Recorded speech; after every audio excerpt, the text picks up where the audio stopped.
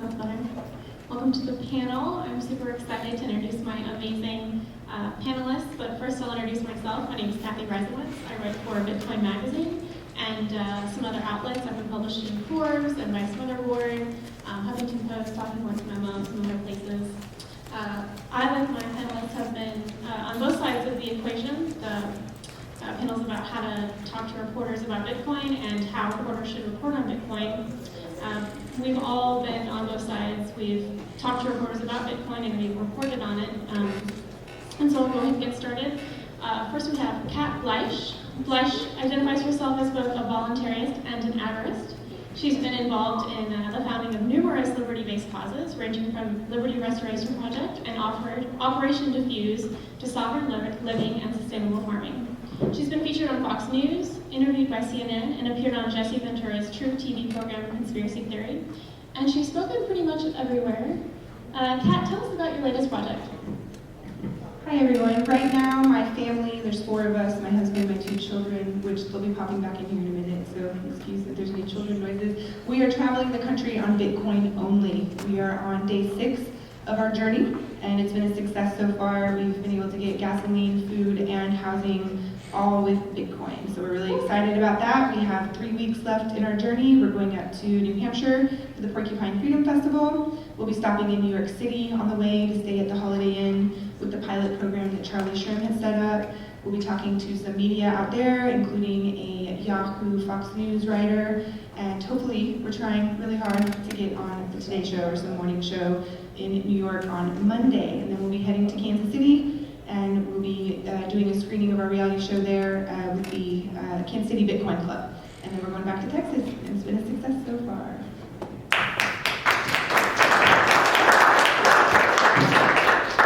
Next we have Perry Boring. Perry is the CEO of Boring & Company, a financial services technology consulting firm based in Washington, D.C.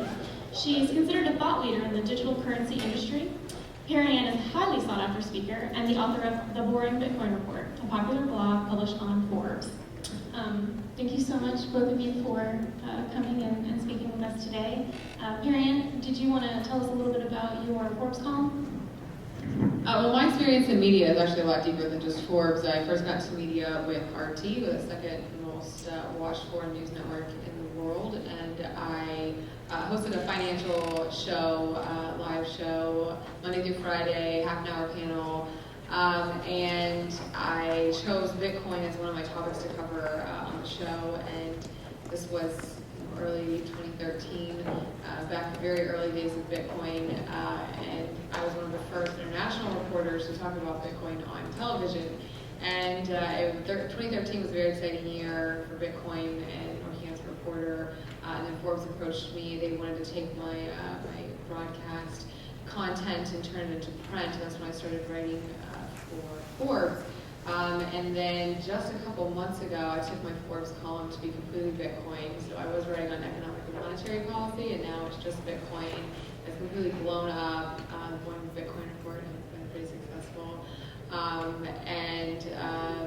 It's given me a great platform to talk about Bitcoin in the mainstream media, which we'll talk about now what some of the challenges and the issues are behind that. But it's been a very exciting ride talking about Bitcoin in the media as a reporter. Awesome. So that covers kind of your path to Bitcoin, Perry. But Kat, can you tell us about how you first got started in the cryptocurrency space? I was actually an alternative currency advocate in general before I heard about Bitcoin. My husband and I worked really hard to build a silver barter network in Austin, Texas called the Black and Yellow Pages. We went around to different businesses and farmers market vendors asking if they would accept silver. And we were really excited about getting off of the dollar bill. We have both spoke at in the Fed rallies all over the country, and at the most recent one that we spoke at in Houston, I realized what a hypocrite I was for using the dollar bill and standing outside the Federal Reserve saying, "In the Fed." So this was our journey toward getting off of the dollar, and we were approached at our vendor booth at the Porcupine Freedom Festival 2 years ago, and we were asked if we would accept Bitcoin. I had no idea what it was. We said okay. My friend Tracy Ward accepted one of those physical capacious coins, that's now worth a lot of money. She still has it, which is really exciting for her. So for Porcupine Freedom Festival last year, we set up our first Bitcoin Electrum wallet, and we accepted Bitcoin there on site the whole time, and it's just been a total whirlwind extravaganza ever since. John is now doing a podcast on the Let's Talk Bitcoin network called Sovereign BTC. It's the second most followed show, and I write for Bitcoin Magazine, and we really, really enjoy everything Bitcoin and cryptocurrency. It's been a real treat. Thank you. So, my first question is kind of what brings us here today. What is kind of on the line when it comes to talking to media about Bitcoin and covering Bitcoin appropriately? Why should we in the community care about how Bitcoin is covered? I think it's really important to consider how Bitcoin is covered because there's a lot of misunderstanding about Bitcoin. A lot of people don't understand what it is, they don't understand how it works, and I think it's really important that whether we're reporting on it or being interviewed about it, that we speak in simple terms that the mainstream mom, dad person, living in the middle of nowhere can understand, and making it applicable to their lives. We all like to get wonky and technical, and that's fun when we're here at these Bitcoin conferences, but when you're talking to the general public, I think it's really important to speak in terms that meet people where they are so that they can understand how they can apply Bitcoin in their everyday life. I think for Bitcoin to be widely accepted, it has to be widely talked about. And this is a challenge that I see in the community that they're slowly starting to overcome, but it is a very technical industry. And I was at the very first ever Bitcoin conference in San Jose, and from what the conferences have evolved to over the past past year, couple months, I've gotten a lot more, they started to draw in different types of crowds. And I remember the first conference I ever went to, my friend Tracy, I remember interviewing him, and I left that conference kind of still wondering how this would ever be useful. I spent a lot of time talking with coders and people working on the code and developers and software developers, and I was just like, this like magical internet money, and it sounds so cool, but it's just like, how am I ever going to use this thing? So it's really taken a lot of time to understand how grandma could benefit from Bitcoin, or how the average person can use Bitcoin. And I think some of the biggest developments and where this technology is going to benefit is really going to be in less developed nations, developing countries, especially with the remittance market. The remittance industry is estimated to probably be about $1 trillion when we add the formal market and the informal market of remittances, and the efficiency and the safety and the cheaper fees, or possibly even free of what it costs to remit funds overseas, I really think will add so much value to some of these developing nations who deserve to be a part of the formal economy. And so as journalists, it is very important to understand what this is, why it's useful, build the credibility for the industry, build the legitimacy for the industry. Unfortunately, the past year, the industry has been plagued by a series of scandals. We're all familiar with those, I'm sure, if you're sitting in this room. I don't necessarily need to go into complete detail, but we need to get in front of the public and explain, okay, what was Silk Road? I mean, why were millions and millions of dollars worth of drugs being sold in Bitcoin? And of course the media spun that in such a way that made it look like, oh, we now have Bitcoin, so now everybody's buying drugs. But actually, because people were using Bitcoin is why they got caught. So it was completely spun upside down, and there was really nobody from the industry advocating on why this is useful, how it can be helpful from a law enforcement point of view, and how it's going to liberate millions of populations across the globe, potentially. So what are some common mistakes that you see in Bitcoin coverage, first from the reporter side, and then from the people who are involved in the community who talk to reporters? Kind of what do both get wrong when they're covering Bitcoin? I think something I noticed with the whole Mt. Gox debacle was that many people thought Bitcoin itself had gone bankrupt. And I think that was reported on in a really kind of twisted way, and maybe that's because the reporters themselves didn't really understand what they were talking about. So I think it's really important, if you're going to report on a subject, that you do know what you're talking about and you understand the ins and the outs so that you can explain explain it to the general public in a way that they truly understand what's going on. I cannot tell you how many times I've had to explain to people, no, Bitcoin did not go bankrupt. That's not even possible. Bitcoin is not a company. It cannot file for bankruptcy. Bitcoin is a currency. It is a network that people use for things other than currency itself. You know, Bitcoin 2.0 is really, I think, going to be where the magic with Bitcoin comes. I think the currency is the first application. It's a beautiful application. But wow, when Bitcoin 2.0 really starts to boom and we have all of these other applications within the Bitcoin network, it's going to be really important that reporters can speak about those and articulate their ideas in a way that people understand. So the big B Bitcoin versus the small b Bitcoin, that's really important. I think a lot of people don't understand the difference, and if you don't understand the difference, the small b Bitcoin is the currency itself. The capital B Bitcoin is the network, the Bitcoin infrastructure, the decentralized network. So if we can really work on communicating these ideas in a very simple way that people can understand, I think it will take away some of the confusion. I also think people who speak to reporters in the Bitcoin world sometimes aren't really good public speakers, and I noticed this in the quote-unquote liberty movement as well. Here I am saying, as I talk about people not being good speakers, but it's really important to practice public speaking, to do things like Toastmasters, and to feel comfortable speaking in front of cameras. And if you're not comfortable speaking in front of a camera or in front of a microphone, then have your roommate or your husband or your friend hold one in front of your face until you're comfortable doing it there. Start a YouTube channel. Really work on communicating your ideas so that when you are in front of the mainstream media, you don't sound like you don't know what you're talking about. Yeah, I think that's a really great point that you make, and that public image is something that's extremely important. And I don't think a lot of people understand the gravity of when you're speaking about Bitcoin and you're out in the public representing the community, you're representing an entire network of people. And what you say, it doesn't affect just you, but it affects all the people that are involved in this industry as well. And when we have people that go out there, and I love the passion of people that are involved in Bitcoin. I really share a lot of these passions as well. A lot of frustrations with the current system, the current financial system. Those hit my heart really close too. But there's an appropriate place to vent those frustrations. And if you have a problem with the system in place, the best way isn't necessarily to scrutinize it publicly. Maybe is to advocate for a better solution. And I think a lot of people in the Bitcoin community would agree that this is kind of our solution to our frustrations with the current financial system in place. And it's not about we want to come over and take over the dollar, or we want to get rid of the government, or some people, that might be their hidden agenda, but it's about choices, it's about consumerism, it's about options. Okay, if you're upset with the way our financial system is run, we now have this network, it's called Bitcoin. Anybody can access it. We don't discriminate against anybody. You don't have to meet some kind of income threshold to get a wallet. And this has the potential to bring the 74% of the population that does not have access to basic financial products, according to the World Bank. They now can access Bitcoin, and they can use this for basic financial services.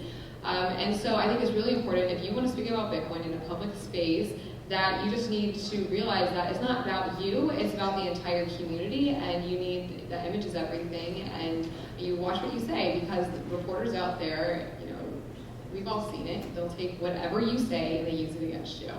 And politicians deal with this on a day-to-day basis. They're trained to speak in this kind of fashion. Everything they say, they take it, they spin it around as much as they possibly can to make a scandal out of it. And when you're in the public, this is what the media does. I worked in the media, I try not to do this, but you see it happen every single day. So you just need to be very careful of how you word things, do it tactfully.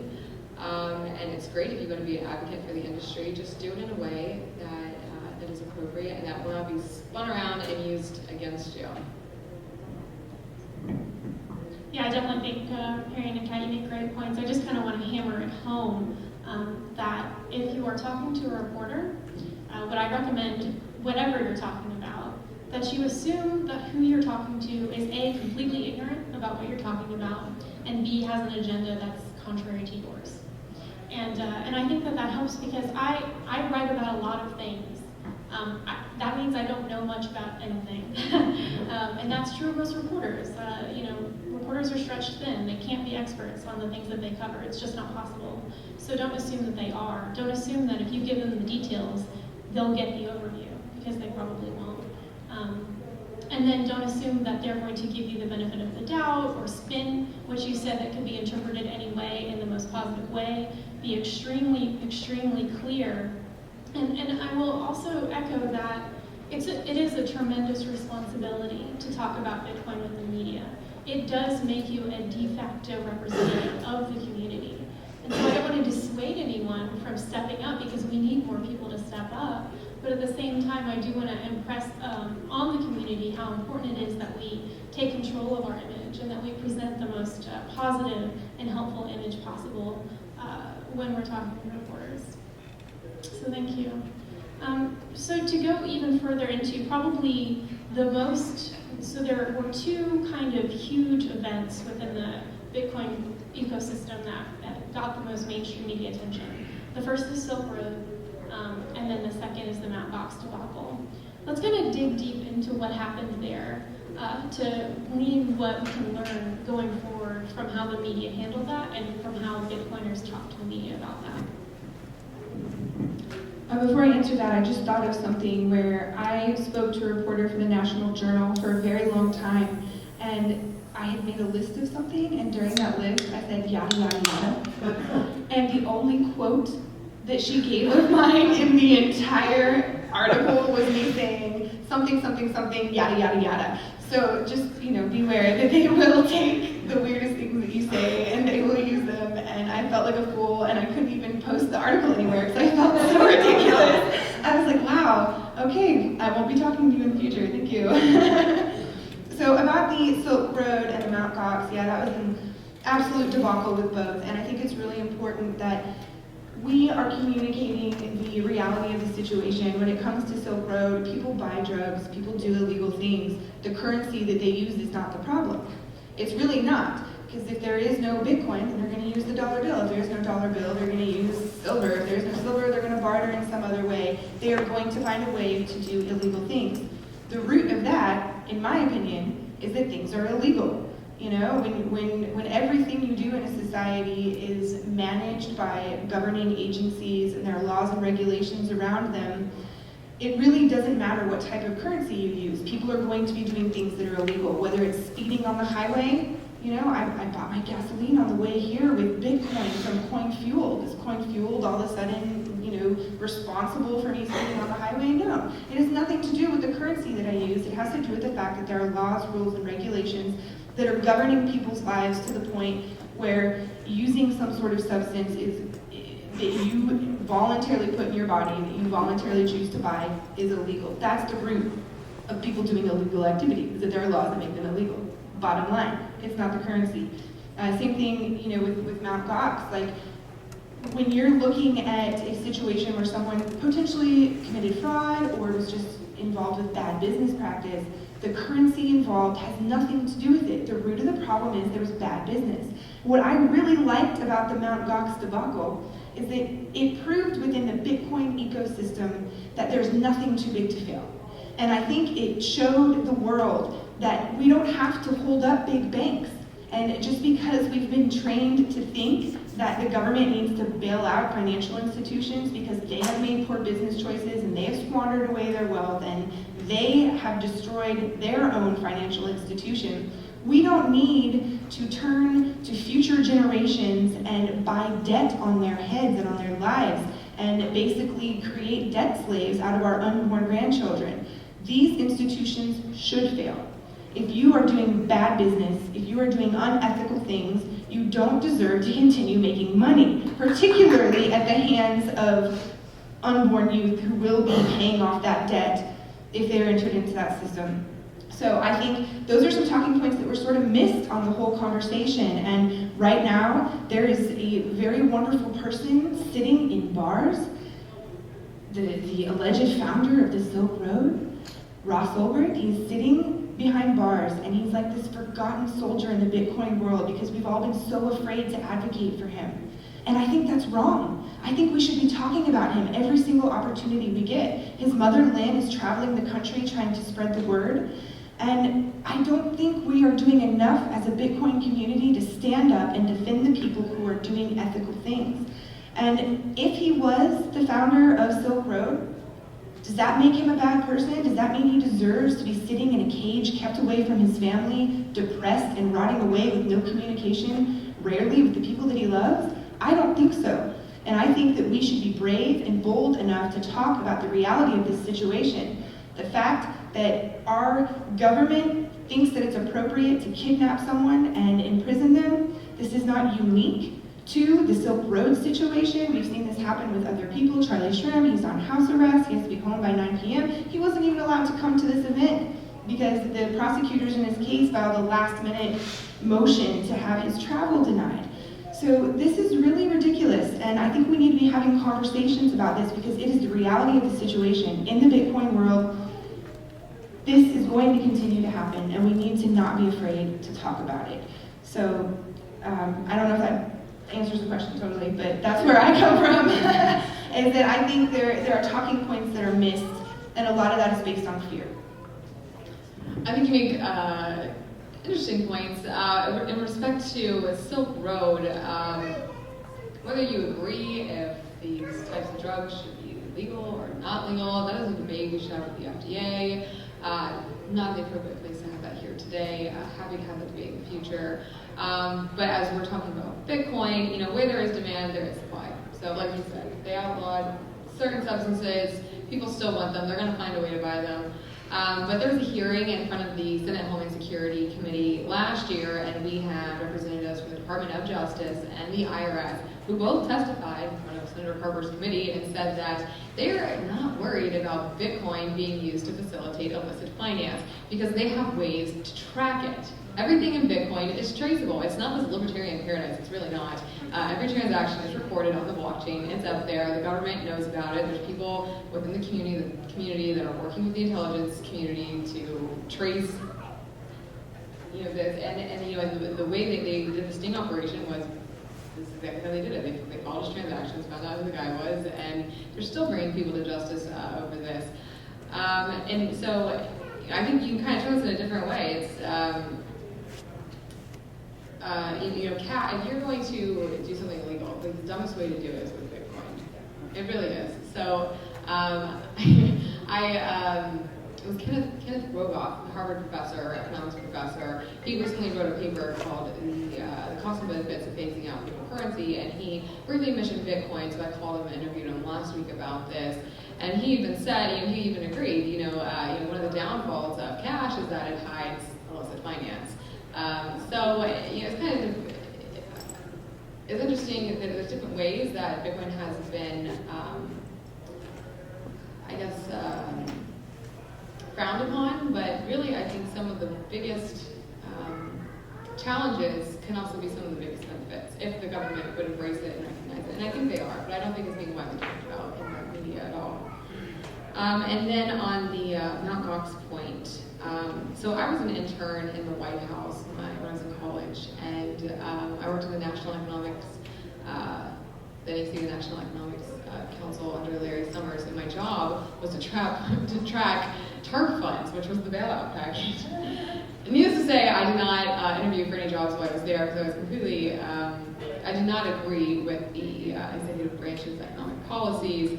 But it was fascinating to kind of get to see how much money was, I want to say maybe $1 trillion. It was amazing how much money just went to these failing companies. And I'm from Florida, from a small town in Florida, and the housing market, it was huge in Florida, and so many people's livelihoods were really dependent upon this bubble that the markets had made. And so when 2008 hit, I don't know anybody from Florida that was not affected in some way, shape, or form. And this was way before I knew about Bitcoin, but it's really what stirred my passion for stable economic policy. And I think Bitcoin largely can contribute to bringing stabilization to our country's monetary policy. But then, I remember the day of the collapse of Mt. Gox, and I was still working working at RT, and I have all these people emailing me saying like, haha, I know you love Bitcoin, Bitcoin's over. And I was just like, you guys are idiots. No, it's not. So I was very, and of course, you know, RT wanted to do a big expose on terrible Bitcoin, and they were all excited. It's like the collapse of Bitcoin. I'm like, no, this is not what's going on. So I put up a huge fight. I mean, I fought with the producers for hours. And we are interviewing, I made sure we brought in somebody I brought in someone who was CEO of another exchange to come and interview on what had happened, to really get a fair interview to explain to our viewers what was going on. And the quote that just has stuck with me, this person has said, Mt. Gox is to Bitcoin as Bear Stearns is to the dollar. In other words, it's just one other company. It didn't work very well. It's over. We're moving on.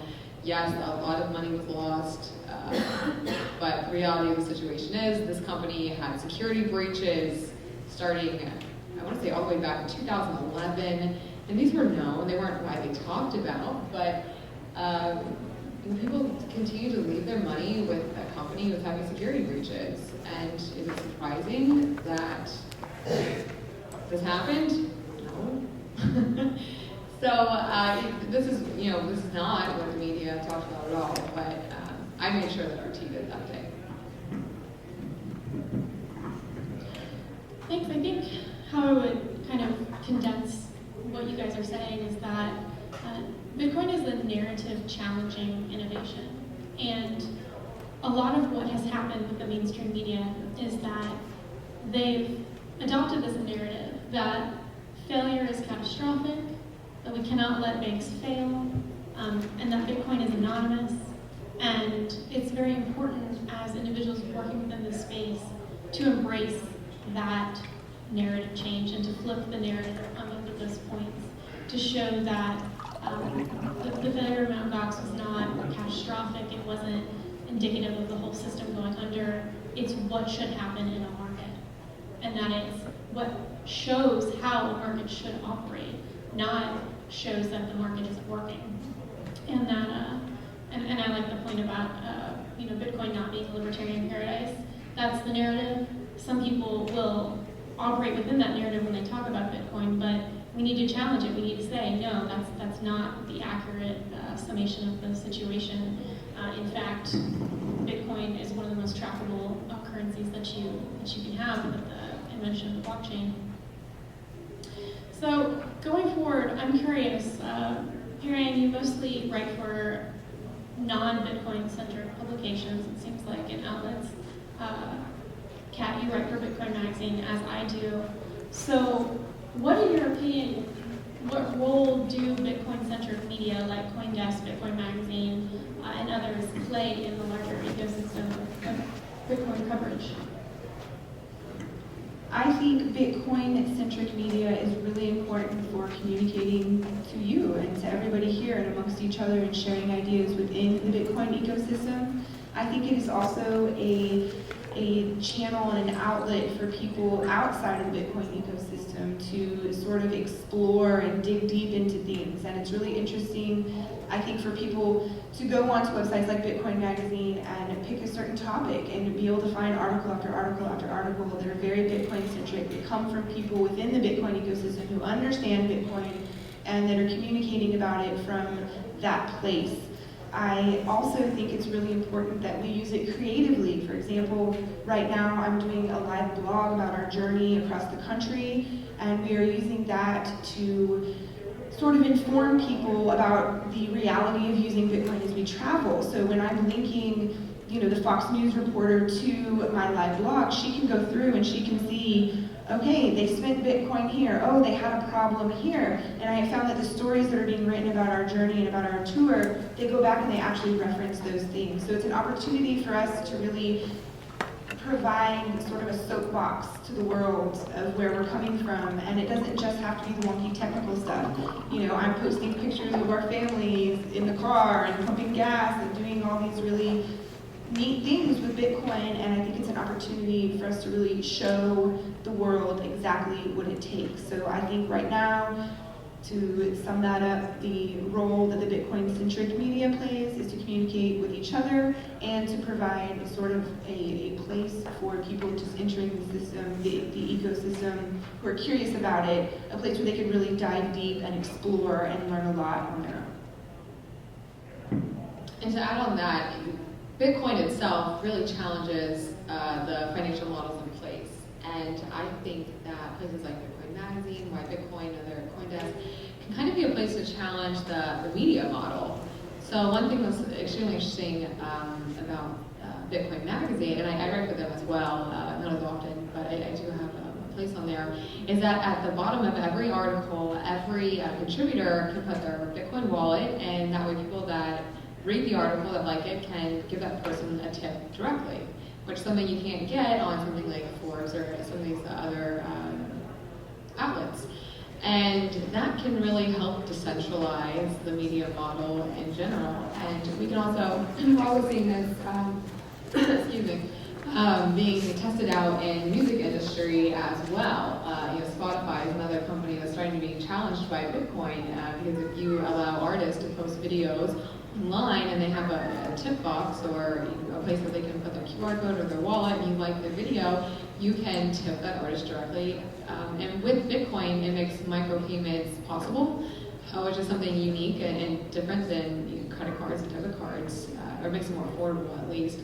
So you can give somebody 5 cents for an article they wrote, and that article can live on for years and years and years, and people can continue to make Bitcoin royalties, I would call it, going forward. So it's another way to test out new ideas, and another way that Bitcoin can be useful that challenges these centralization models that we're starting to move away with, and we have been moving away with since the internet.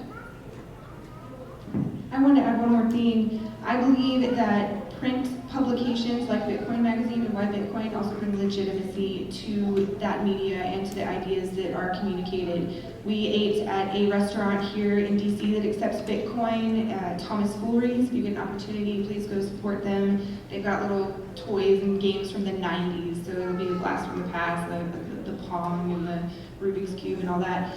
But they had a box of Why Bitcoin there, and I thought that was really interesting that people could just come in and pick up a magazine in print, and I believe that does bring legitimacy to the message, so it's really important.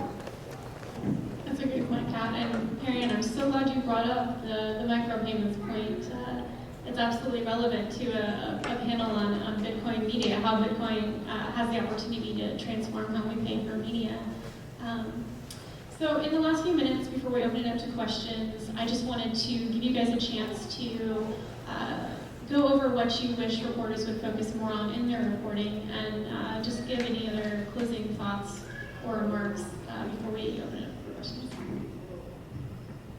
I personally hope that reporters focus on the practicality and the everyday use of it. I think that's really important. I think even within our own movement, within our own ecosystem, people don't know how simple and how easy it is. My family has been able to go 6 days so far. We've been able to get hotels, gasoline, and food, and there have been some obstacles, and those are inevitable, especially right now, so early within the adoption of this currency.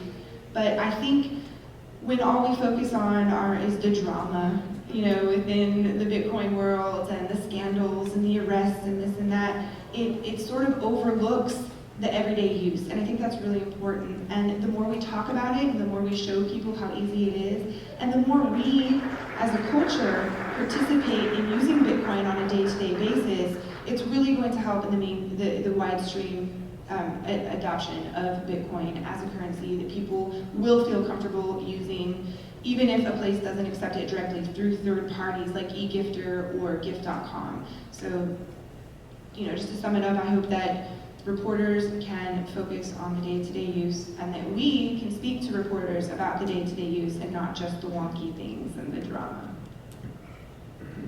What I also think is really important for the media to recognize is the philanthropy behind Bitcoin and how Bitcoin can be used to strengthen economies all around the world. For example, we have Sean's Outpost, is a great example. Jason has been able to feed thousands of homeless people in Florida because of Bitcoin. And what a better message. No one can criticize Bitcoin for that. There's no bad way the media can spin that as something negative in Bitcoin. And then my friend Connie has the BitGive Foundation, and she's working on a project called the Water Project, and they're raising money in Bitcoin, and they're going to bring running water to developing nations in Africa. And again, this is just a PR gift to Bitcoin. There's nothing bad about that, but not only that, but the technology, how useful the technology can be to these developing nations, which I touched on earlier, how Bitcoin can strengthen economies. Strengthen parts of the world that don't have access to financial services, and how that's going to make the world a better place, how it's going to raise all of our standard of living. And I like to sometimes say that it's like going from horse and buggy to spaceships. So it sounds a little scary, I know. There's obviously a huge learning curve, and I encourage everyone to take the time to spend a little bit of time to educate themselves on what this new magical internet money is. But at the end of the day, you're going to be getting places a lot faster, a lot safer, and our standard of living will be increased if we adopt it. All right, I want to thank my panelists, Kat, Marianne, who are amazing. Thank you so much for taking the time. I want to thank Ruben Alexander as well, the editor-in-chief of Bitcoin Magazine. I invited him originally to be on this panel with me, and he couldn't, but he gave me some really fantastic recommendations. He reached out to these ladies, and we ended up having an all-female panel, which was not on purpose, actually, but it ended up being pretty great. I want to open it up to questions in the last few minutes that we have. We have this guy, if somebody wants to grab it, or we can just do the hand raising and yelling thing, whatever you guys prefer. Oh, that's a good idea, because that's a little bit. Thank you. All right, do we have any questions to begin with? And then if you'll say who you want to answer and if you have a preference. You mentioned? It's really quiet. Can you hear me now? Yes. Okay. You mentioned that, of course, there should be more different advocates in society, talk reporters, and get everybody informed. How would you recommend someone goes about doing that? Like, would you start a YouTube channel, write a blog, just call up reporters in the room and say, hey, here's Bitcoin, do you know about it? I'd like to talk to you more. Like, how would a person start to advocate Bitcoin? I'll begin and then I'll give my panelists a chance to answer as well.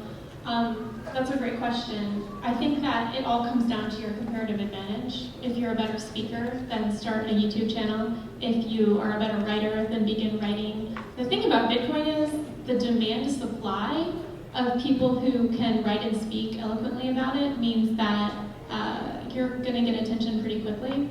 So just get started. Figure out what people are responding to, figure out what you like doing, and then do it, because you're going to succeed because people are so hungry for information.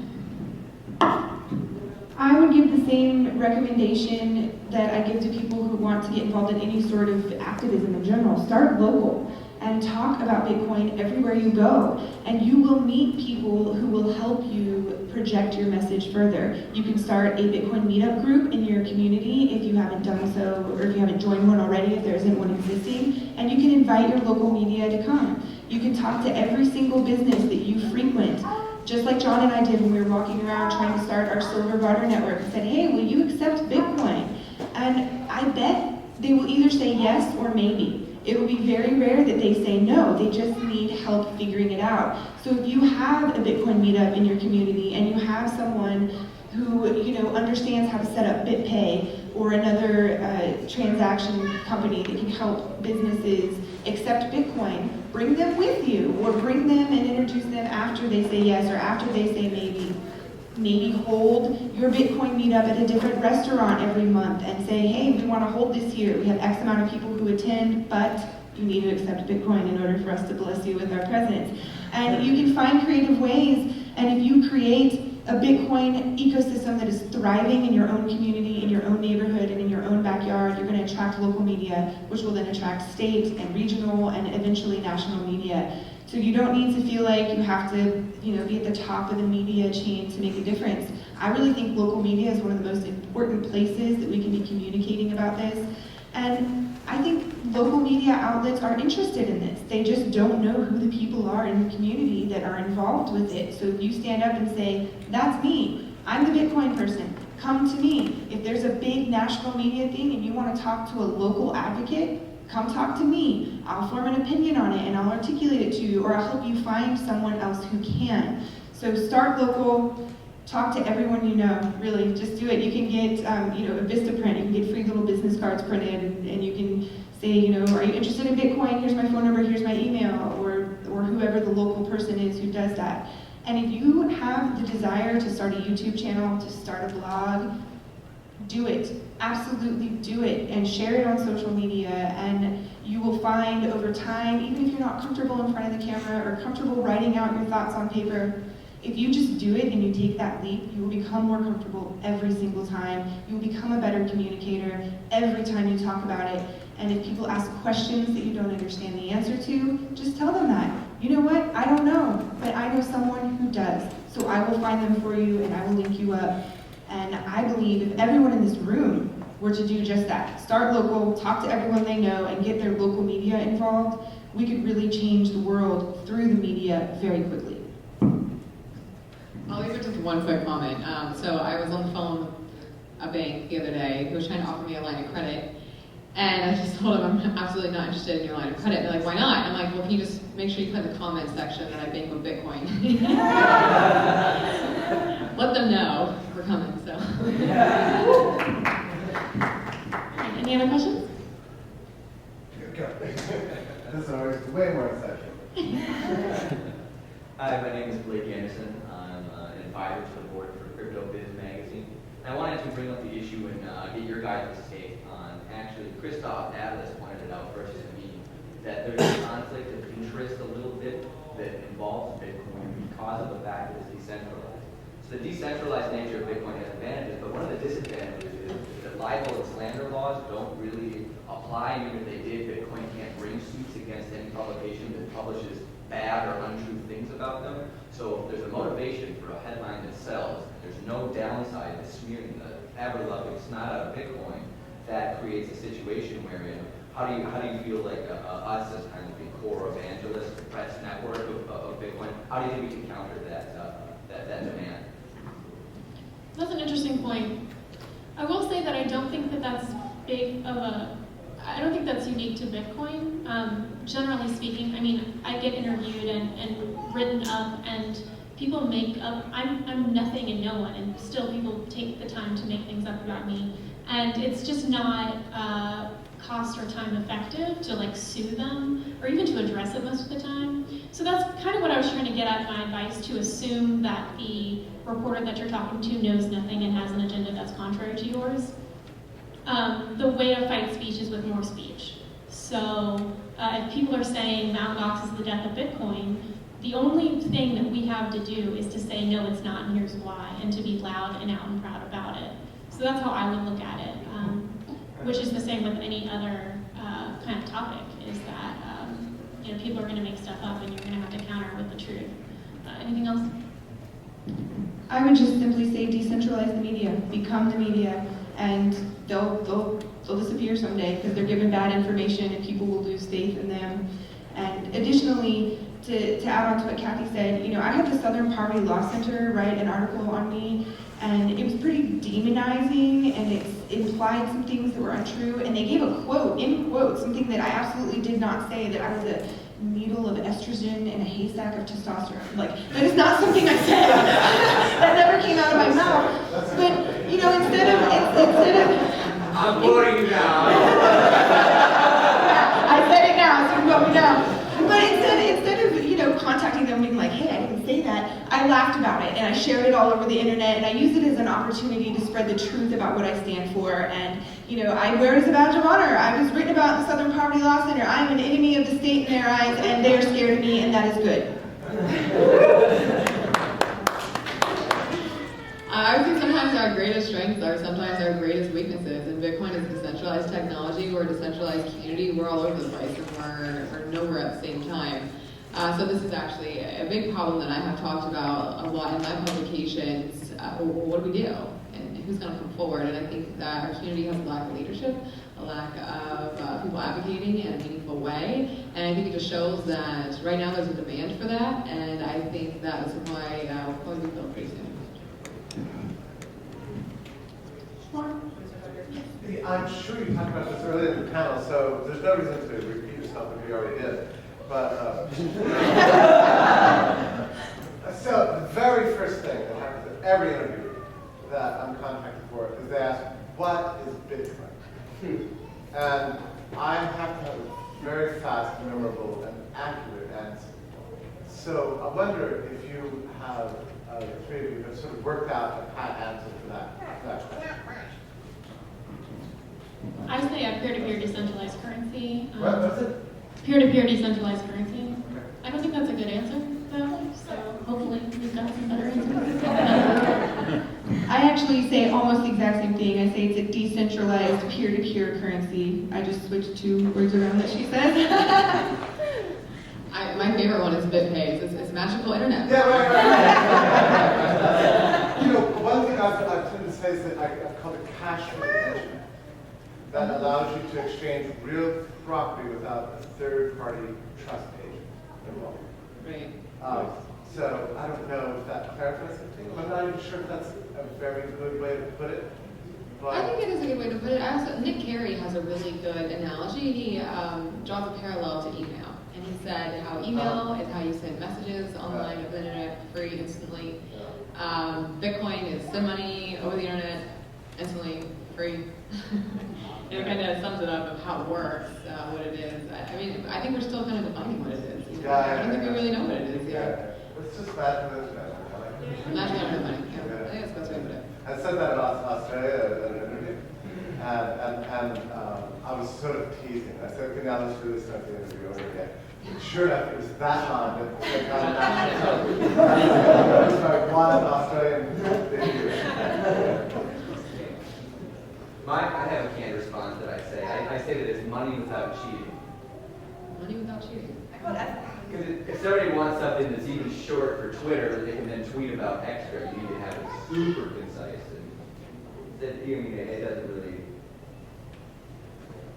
not betray meaning at all levels, but I think it's a good canned response sometimes. That's Twitter answered it. Amir?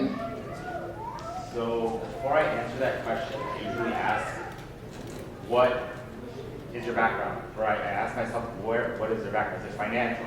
Is it technological? And I found that that's a good way to start to figure out how to approach it. Because somebody who's not technical, peer-to-peer, decentralized, is not the same thing. But if they're into financial and you explain to them the benefits of why this is revolutionary, then it appeals to them. So I think before answering that question, you should ask yourself, what do they already understand? Right, my grandmother does not have a computer or use the internet at all, so I really have no idea. When I go home for Christmas this year, I'm going to explain what they're doing all year. Okay. That's a good point.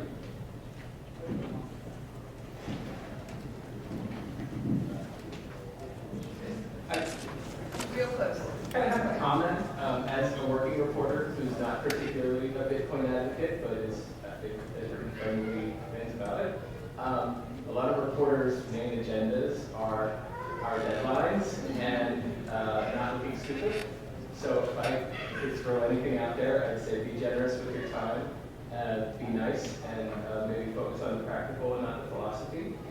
Because I think for a lot of reporters, when you start talking about philosophy, that's when they start to glaze over, and or that's where their philosophy might not be your philosophy, and that's where you might lose them. So I just throw those things out there. That's a really great point. Thank you so much, A, for coming and B, for saying that. Something I want to add on to that is, I read about Bitcoin, and so a lot of people want me to cover them and their projects, and I'm happy to do so. But like you said, we're all pressed for time, and if you want to get coverage for your projects, whether it's Bitcoin or not, do as much work for the writer as you can. Write the story for them as much as possible. It's going to make their lives easier, and you much more likely to get coverage, and it's just a good thing. Saying, please interview me without any kind of information or background, or even worse, giving them the technical specs of your project without any kind of context or written in English is going to get you nowhere. I don't already think that's No, so I would keep that in mind if you want to get mainstream media coverage for your projects, and I think that you all should, because it's very helpful. quick point, or a question for all of you really.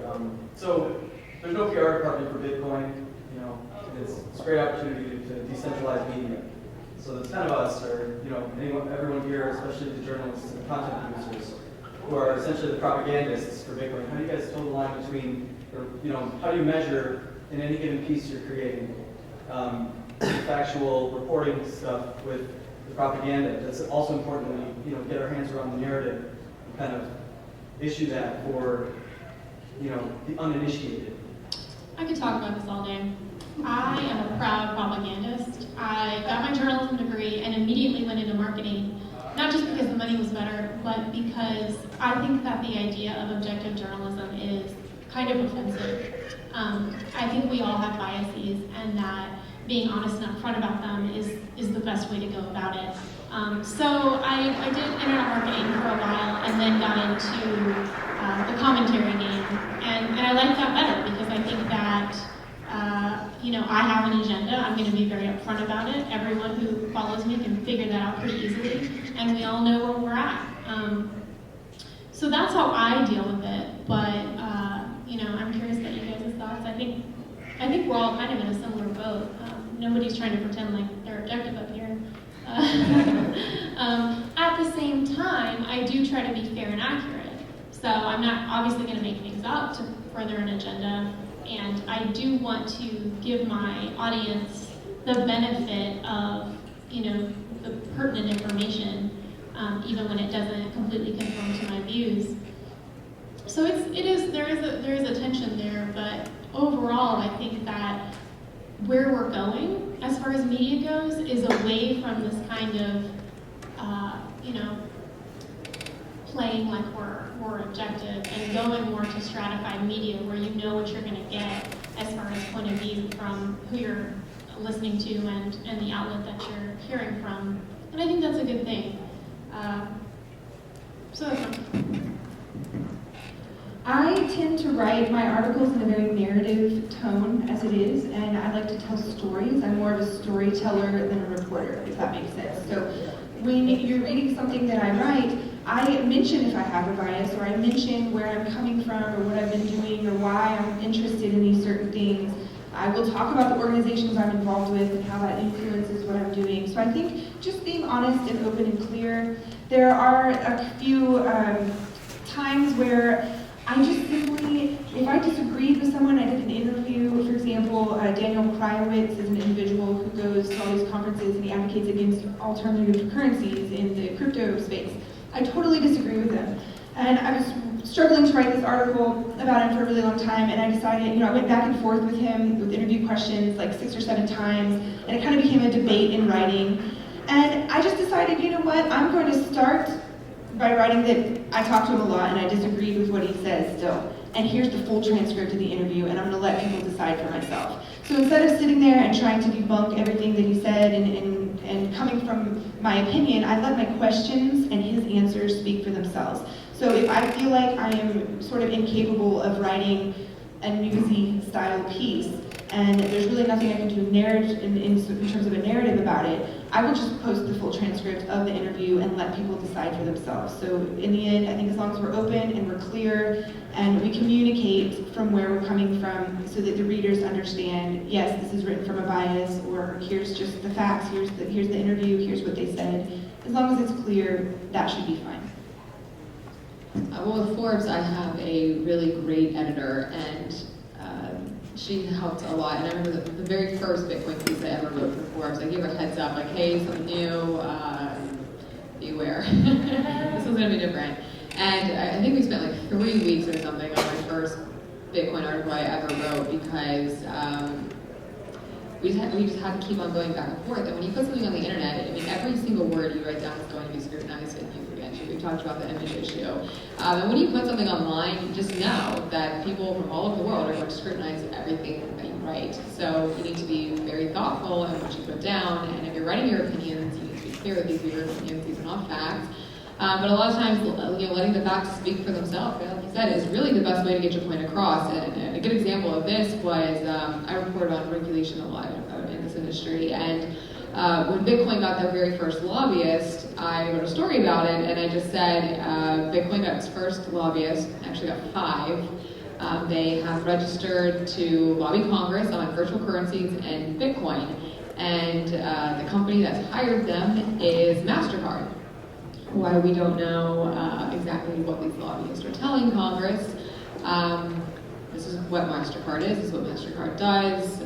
You can decide if this is a good or bad thing for the industry. And I remember when I was writing this piece, I kind of put a little bit more dialogue in there. The editor was like, you really don't have to add any dialogue in this at all. Just tell people exactly what it is and let it speak for itself. And that article ended up going everywhere. I remember some economic journal picked it up, and she was absolutely right. I just laid out fact, and everybody else made their own conclusions, and it went out of control, and everybody knew now. MasterCard all these lobbyists, what they're saying, we're not sure, but you can make your own conclusions. And I got my point across without having to interject a bunch of propaganda.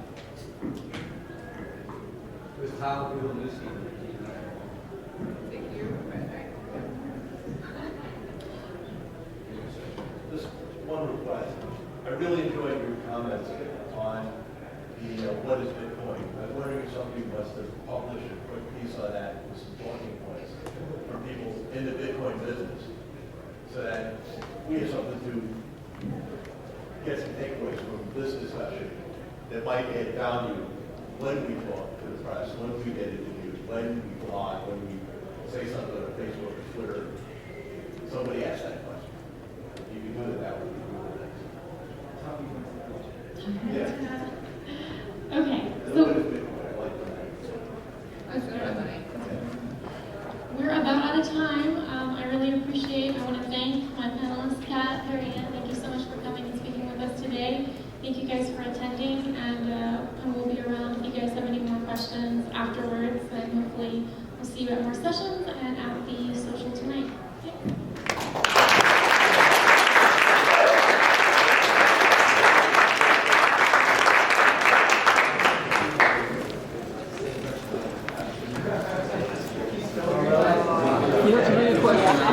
I'm not a moderator, so I got the question, so